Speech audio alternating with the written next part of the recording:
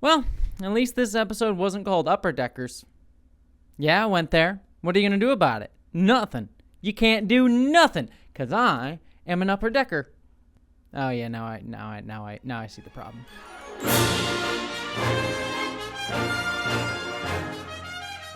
Hello, interwebs, I hope you're all doing well, and welcome to my review of the latest episode of Star Trek Lower Decks. This episode, Season 5, Episode 8, titled Upper Decks. I am actually, jokes aside, I am actually surprised they didn't go with Upper Decker as the title of this episode, because it would have been very, very funny and very in keeping with the show. But maybe scatological humor is a bridge too far for Paramount to do a Lauby an episode title for a Star Trek episode. But you know, we're here for it. I would be down for it. I would very much be okay with it. But let us talk spoiler-free about this episode and then get into spoilers in just a moment. Spoiler-free.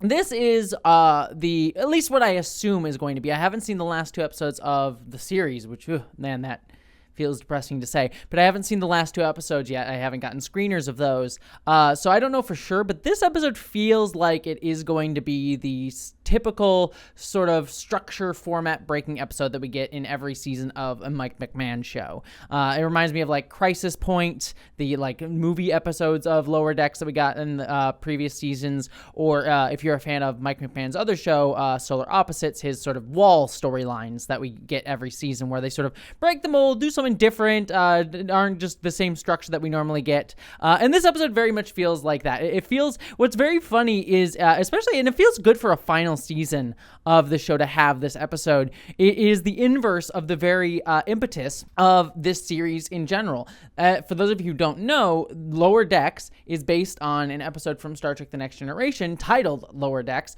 where we got to see basically an episode of Star Trek The Next Generation from the perspective of the Lower Deckers, of the Enterprise D.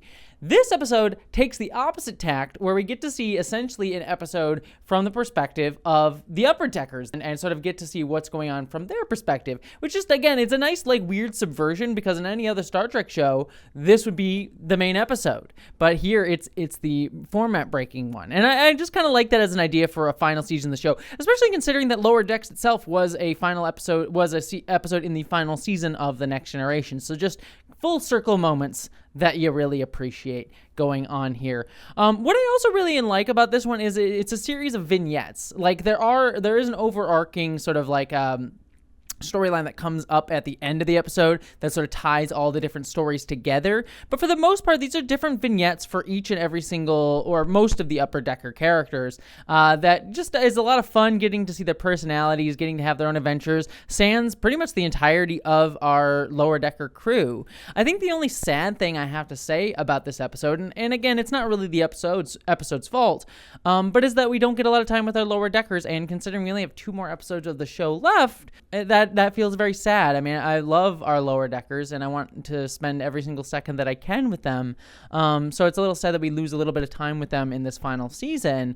But I think it's all to the benefit. I think this is just a very fun, format-breaking episode that gives us some time with some characters that have not gotten central focus, ironically enough, and allowed them to have a little bit of fun. And I think each one of these storylines is absolutely fantastic, and there are some kick-ass jokes in here. So I think, I don't know if this is my favorite episode of the season so far. I think some of the Tendi stuff from earlier this season is definitely up my road, because, you know, I'll know I love my Tendi. But this is definitely up there with one of my favorite episodes of the season. I think this was a really, really great one. But with that said, let us jump into spoilers. So if you have not seen the episode yet, this is where you can jump ship, get off, get going, get into space. No, don't do that. That would be bad. That would be very bad. Don't do that. Jump off. We're going to get into spoilers here.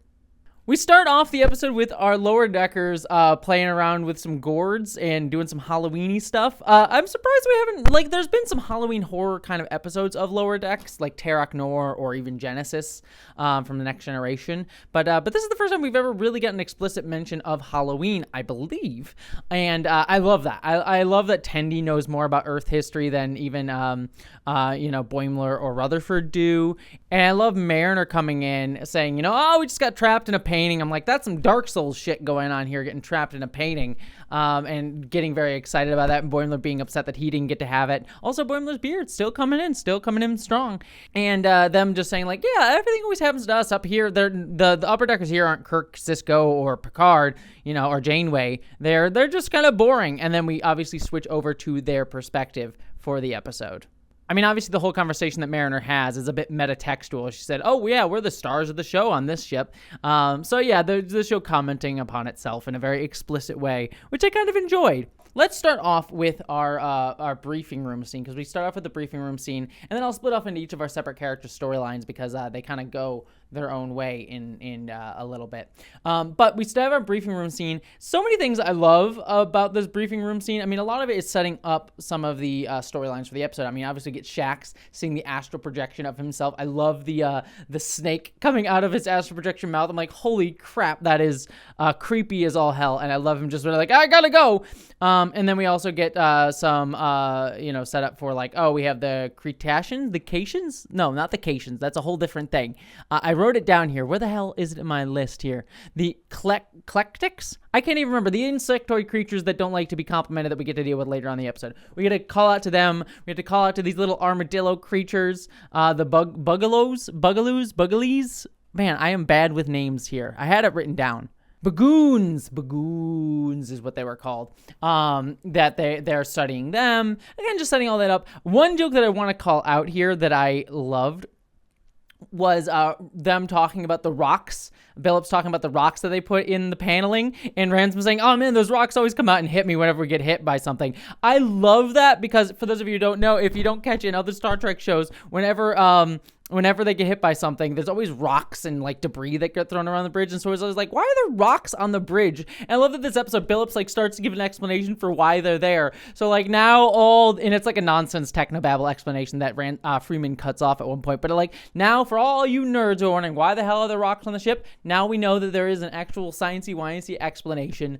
Love that. Just, again, dumb lower deck stuff that I really, really enjoy. So all of this briefing scene was just a lot of setup for that. We got Ta'ana's like pain medicine stuff, dealing with her pain management, I should say, coming up here. So all of that's just sort of set up, and we split off into our different lower decker storylines, or upper decker storylines, I should say, not lower decker. Kind of going into all of them, I'll just sort of pick one at random. Ransom's one was a bit predictable for me, but I think also very sweet for who Ransom is. Ransom obviously goes and meets with the supposed researcher from the Federation there to study the bungalows. Bungalows? God dang it. Bagoons. I cannot remember that for some dang reason. And then going to meet with the Beta and Delta shifters who are arguing with each other as they are sort of dealing with a situation that keeps cascading out of control. And Ransom is just not handling the situation well. He just tells a story that sort of distracts them. He starts working out at one point, and they're just getting frustrated. And eventually they bond over the fact that they all hate Ransom. They think he's the worst commander ever. So they're giving them a common enemy that they bond over their dislike of each other as Beta and Delta shifters. And obviously the twist being revealed at the end that Ransom was doing this purposefully to get them to bond, as making him a common enemy. And again, I kind of saw it coming. I wasn't particularly surprised by this. But a positive and a negative of this. The positive is I really love what it says about Ransom. I think like Ransom does a really good job as a commander in all of this run of this show of understanding the needs of each of his specific crew members, and is willing to just be that person for them. So like in season, I think 3 or 4, he was doing that for Mariner, being like, you need someone who will not give up on you, because that's the problem you've had. You've always had people who just give up on you, and then you give up on yourself. And he becomes that for Mariner, and he enables Mariner to become the best version of herself that we see now. And I think that that's just who Ransom is. He is just someone who it becomes the commander that he knows the crew member below him needs to be. He doesn't always get there right instantaneously. We saw that a little bit earlier this season with Boimler, but he does get there, and he is always thinking about how to enable them. And I love that. I love that for him in this storyline, and it just speaks so well of him as a character that he's not always like worrying about how best he comes off, but what people need of him. The only negative I have to say is when they do start getting boarded by the Cretaceans, and the the lower deckers start getting attacked by them. They do band together pretty quickly to beat them, but I was like, Ransom probably would wake up at that point and help them beat the guy, because their lives are in danger at this point. It's not just a life lesson sort of thing. It's a maybe we should all work together to make sure we don't get killed sort of deal. Maybe he did actually fall asleep at that moment, but that was my only knock against it. I mean, I get it for the storyline. It's kind of would have been one of those hard things to manage, to have Ransom wake up at that point. But it was one of those things where I'm like, Ransom would have woken up at that point and tried to protect them. I feel like. So it's the one knock that I have. It's not that big a deal, but it is a negative there. Moving on to perhaps my favorite storyline is we get Shax's storyline, where he does deal with that astral projection. So many great jokes here. I love that, again, it's a very Star Trekian thing of like, oh, it's an astral projection of your past trauma that he got from the Cardassian occupation that's coming here, and how it's kind of this sense of trauma is wanting to override him as he gets older, and it's still there. I love this on just a wonderful metaphysical level. You know, it's very funny of that Shax is fighting this thing, but it is one of those interesting ideas, especially with Shax, of like someone who did live under colonizing force, of like the scars of what you have to deal with from that. Like, yes, there is a lot of pain and trauma, and we even get to see literally a battle that happened from that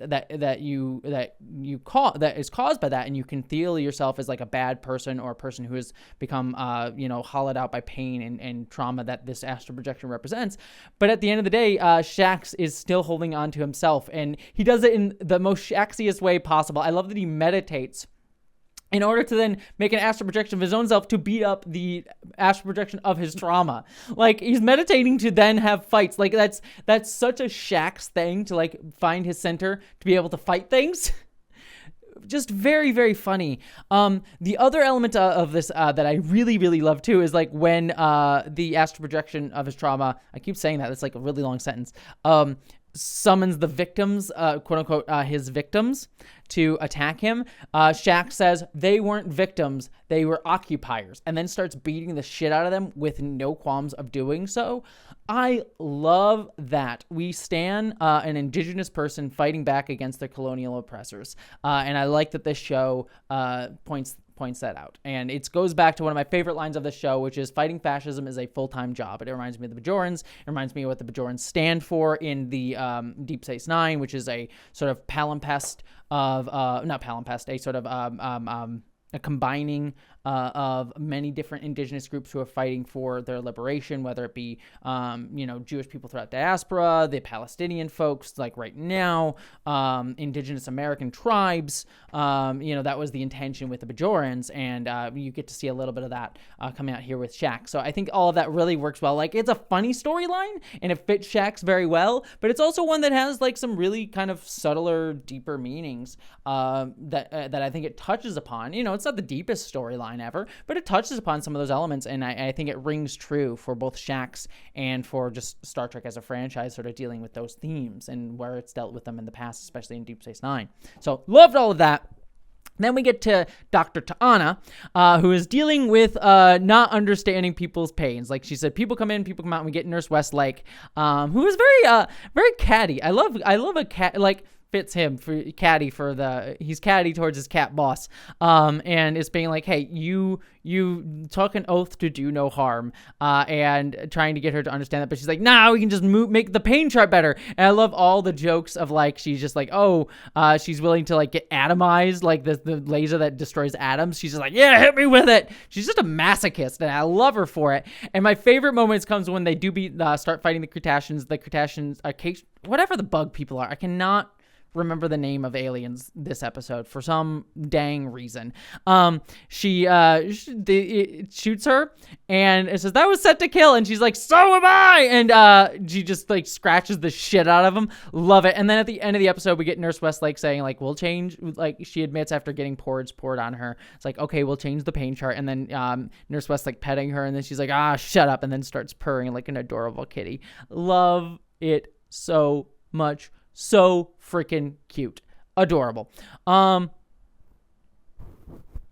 The other storyline we get is Chief Billups dealing with just the most engineering of engineering storylines, where he's just excited. He gets one of the the lower decker engineers. She recognizes a problem, and it turns out to be a much bigger issue that's going to cascade the dilithium matrix or whatever nonsense technobabble it is. And I love all the technobabble just that gets spouted in a lot of this, which is just absolute nonsense stuff. But they're just so like Billups is just so excited to deal with it, and he's like, yeah, we may die, but that's engineers are the ones who truly live. And he's just so excited about his own life. I also love his opening monologue or log that we get here, where he's just like, I had a bagel, I felt bad, and now I'm feeling good, and it's all good. That's all that's happening right now. Other little things is we get the Binar AI golem that has to detect if you're human by you telling a story about being sad. What a cool, weird idea. And I love the reference to the Binars, obviously from season 1 of The Next Generation. I think it's episode 100101101. One with all the binary code title, but I think I got the numbers right. It's been a while. Tell me if I did in the comments if I got the numbers, if they got the binary code correct there. But yeah, obviously a shout out to the Binars. And I also love Billups almost dying in that tube. And he's like, yeah, that's just how every engineer wants to go out with in a tube. Which again, obviously a reference to Wrath of Khan and Spock dying in his own glass. But obviously fits Billups very well as just being willing to die just as an engineer should. And I also love the lower decker just saving him by using the Starfleet branded axe, which again, Starfleet knows its branding. And Billups is like, that's for an emergency. He's like, what's your definition of an emergency? So great. And then the episode ends with them saving the day, and then another emergency happening right there with another lower decker. Just fantastic. Billups was lovely this episode. Adored him. Also a little shout out to like, oh yeah, I think I was busy because I was distracted because my mom was visiting or something like that. So good reference to his background there. But then this brings us to the captain. Freeman's stuff was actually kind of cute, and I really adored it, and it warmed my heart in the best way possible. We have her going around doing her schedule with Stevens. I love her seeing Barnes tuba practice or whatever the instrument she was playing, and how she had devolved and evolved at the same time. Like she became like a caveman who could read minds, and so was afraid of fire. And so the way to fix that was, as Dr. Anna said, like make her think of fire. I love that. I thought that was really great. And it goes to like Star Trek's constant thing of like, oh, we super evolved, but also they de-evolved, which makes like Star Trek does not understand how evolution actually works. But it reminds me of episodes like Genesis or from Next Generation or Threshold, where Tom Paris evolved into a lizard. So it's just, again, it just reminds me of a fun little play on that. But there's so many, like Barnes' jokes were the best ones for me. Like I love when Freeman was listening to her music. It's like, oh yeah, your music was so great. Your protruding brow didn't stop it at all. I love that. Or like when she sees a reflection, she's like, oh, I thought I saw fire, when she beats up one of the invading aliens. Thought that was great. So all of that was very funny. I love the one-man show that Freeman had to attend. It was like, oh, him saying like the Oberth years. I'm like, oh no, so boring, so dull. No one wants to talk about an Oberth. Nobody wants to talk about an Oberth class. Those are always boring. So fun there. And really what I love about this storyline is it boils down to Freeman getting to just see her crew. Like her whole schedule is just like going around and meeting her crew. Like she goes to the fertility event. We get another pregnant man. Like Lower Decks from between this episode and last season episode Caves is giving us a lot of MPreg stuff. So for those of you who enjoy MPreg, you're having a field day. And also tentacles, MPreg and tentacles. Like, whew, AO3 is gonna have some fun today with this episode.